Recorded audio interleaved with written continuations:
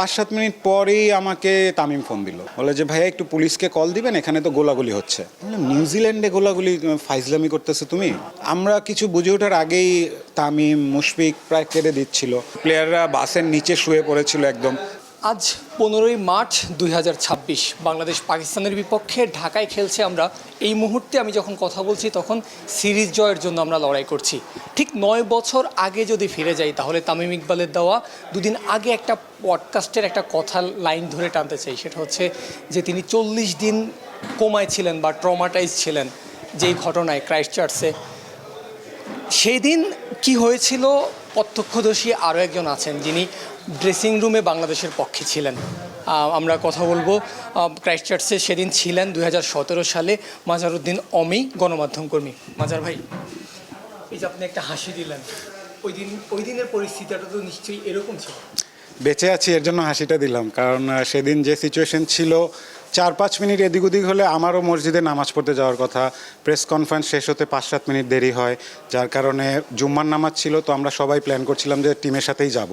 তো 5-7 মিনিট মাহমুদুল্লাহ রিয়াদের প্রেস কনফারেন্সে দেরি হয়। কাকতালীয়ভাবে তিনি তার ওই ক্যাপটা পরে আসতে ভুলে গিয়েছিলেন প্রেস কনফারেন্সের সময়, সেটা নিতে আরও 2-3 মিনিট দেরি হয়। তো তারপর যখন বাস টিম চলে গেল তো আমি ভাবলাম যে আমি পরে যাই। চিজি আইসক্রিমের সাথে ভেলভেটি কেকের মিশ্রণে পোলার রেড ভেলভেট আইসক্রিম, মন ভালো থাক। তারপর 5-7 মিনিট পরেই আমাকে তামিম ফোন দিল, বলে যে ভাইয়া একটু পুলিশকে কল দিবেন, এখানে তো গোলাগুলি হচ্ছে। নিউজিল্যান্ডে গোলাগুলি ফাইজলামি করতেছে তুমি? ও বলে যে ভাই সিরিয়াসলি বলতেছি, পুলিশকে কল দেন। তারপর আমি পুলিশকে কল দিলাম, তারপর খবর ছড়িয়ে গেল যে আসলেই শ্যুট আউট চলতেছে ওখানে। তারপরে আমিও আরও 2জন সাংবাদিক সহ আমরা 3জন একটা গাড়িতে করে ওখানে গেলাম। ওখান থেকে নেমে হাঁটতেছি, আমি প্রথমে একজনকে দেখি পড়ে আছে মাটিতে রক্তাক্ত, আমি কিছু বুঝে উঠতে পারতেছি না। আরেকটু সামনে গেলাম, দেখলাম আরেকজন রক্তাক্ত হেঁটে আসছে আমার সামনের দিকে। তখন আমি রিয়েলাইজ করলাম যে জিনিসটা আসলে খুবই সিরিয়াস হয়ে গিয়েছে। তখনও জানতাম না যে শ্যুটার আসলে বেরিয়ে এখনও ঘুরছে সে।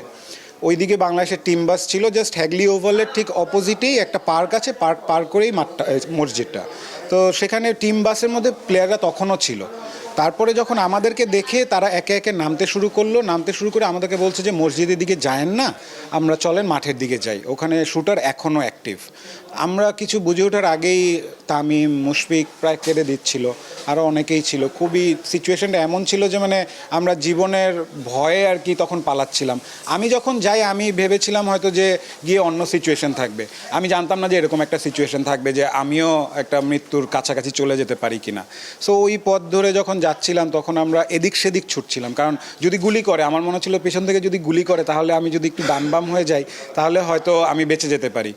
এই 10টা মিনিট যেতে যে স্টেডিয়ামে লাগলো, আমার লাইফের সবচেয়ে longest 10 minutes of my life. আমার মনে হচ্ছে যে প্লেয়াররা আরও বেশি ট্রমাটাইজ হবে, কারণ তাদের সামনে শুটিং হয়েছে। তাদের বাসের ড্রাইভারকে একজন মহিলা এসে প্রথমে আটকিয়েছিল যে যেও না, ওখানে শুটিং হচ্ছে। তারপর প্লেয়াররা বাসের নিচে শুয়ে পড়েছিল একদম, যাতে গুলি না লাগে তাদের। এই ধরনের সিচুয়েশন নিউজিল্যান্ডে হবে এটা আমরা কখনো ভাবিনি।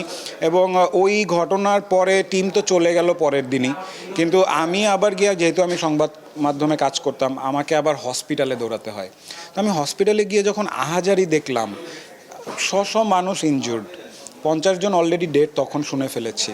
মানে আমার লাইফে এরকম সিচুয়েশন কখনো হয়নি, এবং আল্লাহই বাঁচায় দিছে আসলে সত্যি কথা যেটা। ওই 5-7 মিনিট যদি দেরি না হতো, আল্লাহ মাফ করুক, পুরো টিমটাই হয়তো মসজিদে থাকতো, তখন কি হতো এটা আসলে আর বলতে চাচ্ছি না। অমি ভাই, 9 বছর আগের ঘটনা, আপনি তখন গণমাধ্যম কর্মী ছিলেন, আপনার ক্যারিয়ারে অনেক পরিবর্তন এসেছে, এখন আপনি কমেন্ট্রি করছেন, ক্রিকেট বিশ্লেষণ করছেন। এই যে 9 বছরে এই ঘটনাটা এখনও মনে পড়লে, এই যে আপনার চেহারাটা চেঞ্জ হয়ে গেছে, আমি বললাম আপনি হাসি দিয়ে শুরু করেছেন, ব্যক্তিগত জীবনে কতটা ইফেক্ট ফেলেছে? জীবনের মানে কি এটা বুঝতে পেরেছি, যে জীবনের যে আসলে 1 মিনিটেরও ভরসা নাই, anything can happen any time, সেটা রিয়েলাইজ করেছি ওই দিন, এবং জীবনটাকে নতুনভাবে দেখাও শুরু করেছি। তাই যেটা বললো যে ট্রমার মধ্যে দিয়ে গিয়েছে, অ্যাকচুয়ালি ট্রমা। এই যে এখন মনে পড়লো, এখন আমার আবার সব স্মৃতিগুলো মনে পড়তেছে। প্রথম 15-20 দিন আমারও খুব একটা ভালো যায়নি, কারণ চোখের সামনে আপনি নিরীহ মানুষের লাশ যখন দেখবেন, নামাজ পড়তে গিয়ে মসজিদের ভিতর ঢোকে যদি কেউ শ্যুট করে, আসলে এটা তো মানে অকল্পনীয়। স্পেশালি নিউজিল্যান্ডের মতো জায়গায় যেখানে ওদের পুলিশরা গান ক্যারি করে না, মানে যাতে একটা বিরূপ প্রভাব না পড়ে বাচ্চাদের উপর।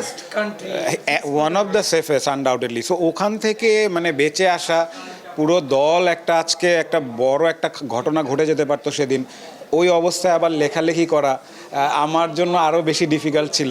বাট প্লেয়ারদের জন্য হ্যাঁ, তারা ভাবছিল যে এদিক সেদিক হলে হয়তো তাদের জীবনটা চলে যেতে পারতো, ওদিক থেকে তো মানে বেঁচে গিয়েছি, আমরা সবাই বেঁচে গিয়েছি, উপরওয়ালার দান ছাড়া আর কিছুই না। তবে আরেকটু একটু আপনার কাছে জানতে চাই, যদি আপনি বলতে কমফোর্টেবল ফিল করেন যে হচ্ছে আপনার পরিবার থেকে আপনি কয়েক হাজার কিলোমিটার দূরে ছিলেন, এই ঘটনাটা যখন আমরা ছিল, আমারই যতটুকু মনে পড়ে আমরা ক্রিকেট টিমের জন্য অডিট ছিলাম, গণমাধ্যম কর্মীরা সেভাবে আপনারা তখন রিটেনে ছিলেন, সেভাবে সামনে আসেনি।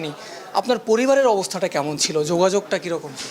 আমার পরিবার সকালবেলা নিউজে জানতে পারে এটা। সো আমি তো তখনও মানে আমরা ড্রেসিং রুমে লক ছিলাম, কারফিউ হয়ে গিয়েছিল, তো আমাদের ড্রেসিং রুম থেকে বের হতে দিচ্ছিল না। তারপর যখন বাসা থেকে জানতে পারলো এরকম সিচুয়েশন, তাদের তো কান্নাকাটি অবস্থা, যে তুমি কোথায়, তুমি বাইরে গিয়েছিলে নাকি, বা কী সিচুয়েশন।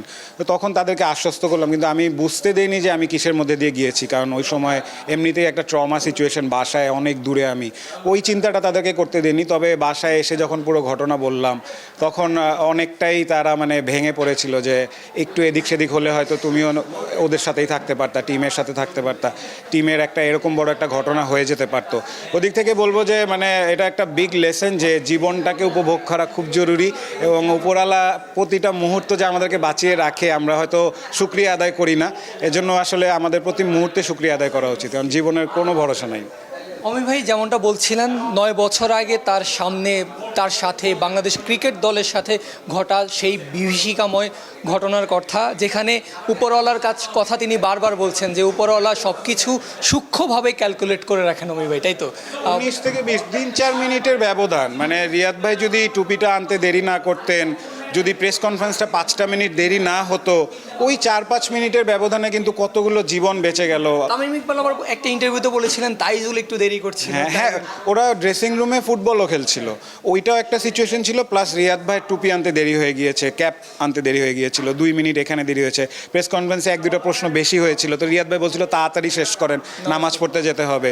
সো আসলে এগুলো সব উপরওয়ালার রিটেন স্ক্রিপ্ট। এটা আসলে এখন ভাবলে মনে হয় যে আসলে এভাবেও কেউ স্ক্রিপ্ট লিখতে পারে কিনা, এটা একমাত্র উপরওয়ালা দ্বারা সম্ভব।